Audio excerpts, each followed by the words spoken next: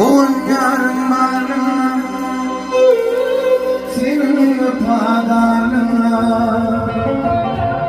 bugün taşla yanına sebeplemeyi sana.